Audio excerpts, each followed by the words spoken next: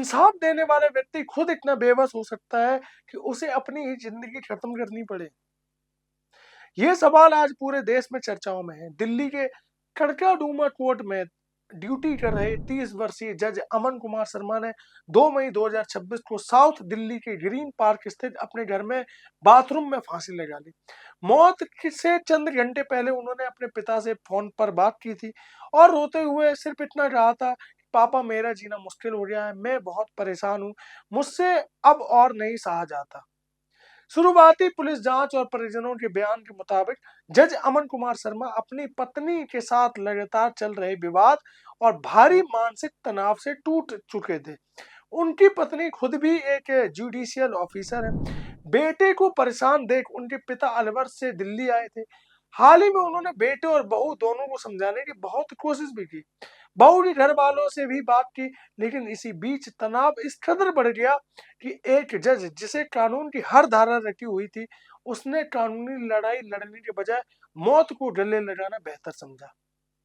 यह सिर्फ एक जज की मौत की खबर नहीं है, बल्कि यह उस खामोश दर्द की कहानी है जो आज हमारे समाज में लाखों पुरुष रोज सहन कर रहे हैं। जब एक जज जिसके पास पुलिस और कानून की पूरी ताकत थी, वो इस मानसिक प्रताड़ना के आगे हार मान सकता है, तो सोचिए एक आम आदमी का क्या हाल होता होगा। लेकिन आज हम आपको हारने नहीं देंगे।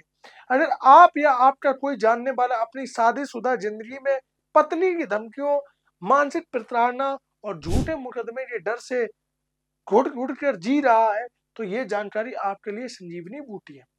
कानून में सिर्फ महिलाओं के लिए ही नहीं, बल्कि पुरुषों के बचाव के लिए भी मजबूत हथियार है। आइए इसे अलग-अलग स्थितियों के हिसाब से समझते हैं, ताकि आप जान देने के बजाय कानून से अपनी जिंदगी और सम्मान बचा सकें। पहली स्थिति, जब पत्नी सिर्फ धमकियां दे रही हो। मान लीजिए आपकी पत्नी बात बात पर कहती है कि वह आपको और आपके बूढ़े माँ बाप को दहेज के झूठे केस में जेल भिजवा देगी। ऐसी स्थिति में डर कर उसकी हर नाजायज मान मानने की जरूरत नहीं है। सबसे पहला काम यह करें कि जब वो धमकी दे तो उसकी वीडियो या ऑडियो रिकॉर्ड कर लें।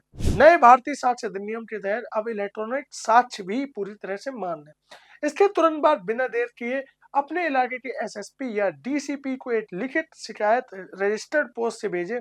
इसमें साफ लिखें कि आपकी पत्नी आपको झूठे मुकदमे में फंसाने की धमकी दे रही है और आपको उससे जान माल का खतरा है। इससे एक सरकारी रिकॉर्ड बन जाएगा कि विवाद पहले से चल रहा था और भविष्य में अगर वह कोई झूठी एफआईआर दर्ज कराती है, करवाने की कोशिश करती है, तो आपकी यह चिट्ठी आपके बचाव का सबसे बड़ा सबूत बनेगी। दूसरी स्थिति, जब पत्नी सच में आपके खिलाफ झूठी एफआईआर दर्ज करवा दे। ज्यादातर मामलों में पत्नियां दहेज प्रताड़ना, जो अब नए कानून भारतीय न्याय संहिता यानी बीएनएस की धारा 85 के तहत आती है, का झूठा केस कर देती है। अगर केस दर्ज हो गया है तो घबरा कर छिपने या आत्महत्या करने की कोई जरूरत नहीं है।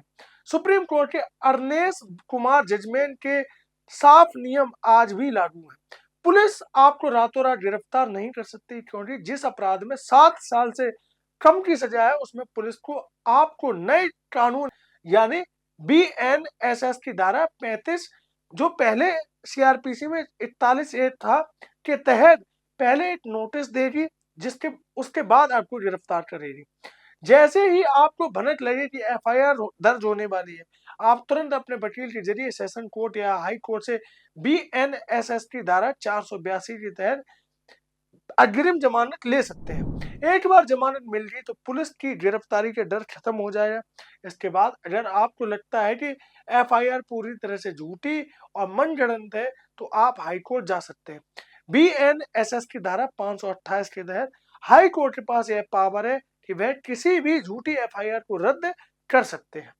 कोर्ट में आप दिखा सकते हैं कि पत्नी ने जो आरोप लगाए हैं उनके कोई सबूत नहीं है, या पत्नी ने जो घटना दिखाई उस समय आप वहां मौजूद ही नहीं थे। कुल मिलाकर आप अपने सबूत कोर्ट में पेश कर सकते हैं। तीसरी स्थिति, जब पत्नी घर छोड़कर चली जाए और झूठे केस के साथ साथ भारी भरकम गुजारा भत्ता यानी मेंटेनेंस मांगने लगे। अक्सर देखा गया है कि पत्नियां खुद मायके में जाकर बैठ जाती हैं और पति पर डोमेस्टिक वायलेंस का केस कर देती हैं। ऐसे में आप हिंदू मैरिज एक्ट की धारा 9 यानी 9HMA के तहत कोर्ट में अर्जी डाल सकते हैं। इस धारा का मतलब है वैवाहिक अधिकारों की बहाली। आप कोर्ट से कह सकते हैं कि आप अपनी पत्नी को साथ रखना चाहते हैं, लेकिन बिना किसी ठोस कारण के आपसे अलग रह रही है। अगर पत्नी कोर्ट में यह साबित नहीं कर पाती है कि उसे घर से निकाला गया था, तो उसका गुजारा भत्ता मारने का केस बहुत कमजोर हो जाएगा। और अगर आपकी पत्नी पढ़ी-लिखी है, कहीं नौकरी कर रही है या खुद कमा सकती है, तो आप उसके बैंक स्टेटमेंट और नौकरी के सबूत कोर्ट में पेश कर सकते हैं। अदालतें अब बहुत स्पष्ट हो चुकी हैं कि जो महिला खुद अपना भरण-पोषण कर सकती है, उसे पति से जबरन वसूली करने का कोई भी अधिकार नहीं है। चौथी स्थिति, जब पत्नी आपके दफ्तर में आकर तमाशा करे, आपके रिश्तेदारों के बीच आपको जलील करे या सोशल मीडिया पर आपके खिलाफ झूठी बातें लिखकर आपकी छवि खराब करे, इसे मानसिक क्रूरता कहते हैं। कानून आपको यह अधिकार देता है कि आप पत्नी के खिलाफ पलटवार करें। आप उसके खिलाफ भारतीय न्याय संहिता यानी बीएनएस की धारा 356 के तहत मानहानि का मुकदमा दर्ज करा सकते हैं। अगर वह आपको सुसाइड करने के लिए उकसाती है या मार डालने की धमकी देती है, तो बीएनएस की धारा 351 के तहत आप केस दर्ज करवा सकते हैं। इसी मानसिक क्रूरता के आधार बनाकर आप हिंदू मैरिज एक्ट की धारा 13(1)(i)(a) के तहत आप तलाक का मुकदमा भी दायर कर सकते हैं। कानून की लड़ाई शतरंज के खेल जैसी होती है। अगर सामने वाले ने चाल चली, तो इसका मतलब यह नहीं कि आप डर जाए, आप खेल छोड़कर अपनी जिंदगी की बाजी हार जाए। आपके पास भी अपने बचाव के लिए विकल्प मौजूद है। बस जरूरत है तो शांत दिमाग की और एक अच्छे समझदार वकील की। कोई भी रिश्ता आपकी जिंदगी से बढ़कर नहीं हो सकता। जिस इंसान ने आपको जन्म दिया, जिसने उंगली पकड़कर चलना सिखाया, उस पिता को रोता हुआ छोड़कर जाना कोई समाधान नहीं है, जैसा कि इस जज वाले केस में सामने आया। सोचिए, आप पढ़े लिखे, आपके परिवार वालों ने आपको पढ़ाया लिखाया, आप 30-40 साल के हुए और आप एक सक्सेसफुल व्यक्ति हुए और एक आपने गलत महिला से शादी कर ली और उस महिला ने आपको झूठे केस में फंसा दिया या दहेज जैसे मामले में आपको फंसा दिया, तो ऐसा नहीं है कि आपको आपको कुछ सजा हो जाएगी, आप अचानक से जेल चले जाएंगे। ऐसा नहीं होता। जब जब केस डिसाइड हो रहा है, जब फाइनल जजमेंट हो रहा है, तब कहीं जाके आपको सजा होगी अगर आपकी उसमें मिस्टेक पाई जाएगी। कई ऐसे केस है जो सालों साल चलते हैं, बाद में उनमें समझौता हो जाता है। थोड़ा सा समय होता है, कठिनाई का समय होता है। देखिए, हर व्यक्ति के जीवन में कठिनाइयां आती हैं। उन कठिनाइयों के समय में आपको निडरता से डटे रहना है। समय की सबसे अच्छी क्वालिटी ये होती है कि समय हमेशा बदलता है। आज अगर रात है, तो एक दिन होगा। तो समय की सबसे बड़ी क्वालिटी ये है कि समय बदलता है। अगर आज आप परेशानी में हैं, अगर आपकी पत्नी ने आपके ऊपर 4-6 मुकदमे लिखा दिए हैं, तो उसका मतलब ये नहीं कि आपकी ज़िंदगी खराब हो रही है।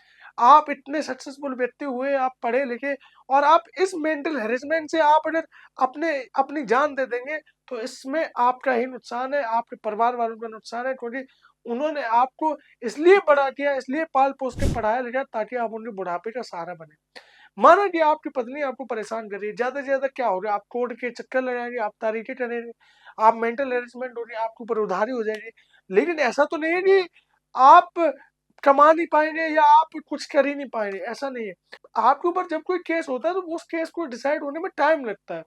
भाग-दौड़ होती है, ये ज़िंदगी का संघर्ष है, इसमें हार नहीं मानना चाहिए। आप सोचिए, जज साहब ने सुसाइड कर ली, जज साहब ने आत्महत्या कर ली, एक इतना अच्छा जीवन, एक सक्सेसफुल लाइफ, उसके बावजूद जो है सुसाइड जैसे कदम उठाना, कहीं न कहीं ये एक समझ की कमी भी है कि हमें समझना चाहिए कि हर समस्या का एक सॉल्यूशन है और हमें उस समस्या को निडरता से फेस करना चाहिए।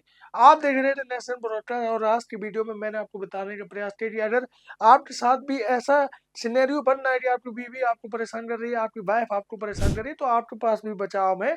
आप डरे ना। अगर वो आपके ऊपर केस कर रही है, तो आप भी उनके ऊपर क्रॉस केस कर सकते हैं। अगर वो आपको परेशान कर रही है, तो आप भी उनके ऊपर मेंटल हैरेसमेंट का केस कर सकते हैं। अगर वो आपसे मेंटेनेंस मांग रहे हैं, तो आप ये प्रूव कर सकते हैं कि वो कमाने में सक्षम है और आपके पास पैसे नहीं। आप कई चीजें होती है। देखिए, कोर्ट का ये नियम है कि दूसरे पक्ष को भी सुना जाता है, मतलब जिसने शिकायत की है उसको भी सुना जाता है और जिसके खिलाफ शिकायत हुई है उसको भी सुना जाता है। तो इसलिए कोर्ट कचहरी से डरने के बजाय एक निडर और शांत मन से, शांत दिमाग से आपको इन चीजों को टैकल करने की आवश्यकता है, अगर आपके साथ भी ऐसा कुछ हो रहा है। आप देख रहे थे नेशनल ब्रॉडकास्ट। वीडियो को देखने के लिए बहुत बहुत धन्यवाद।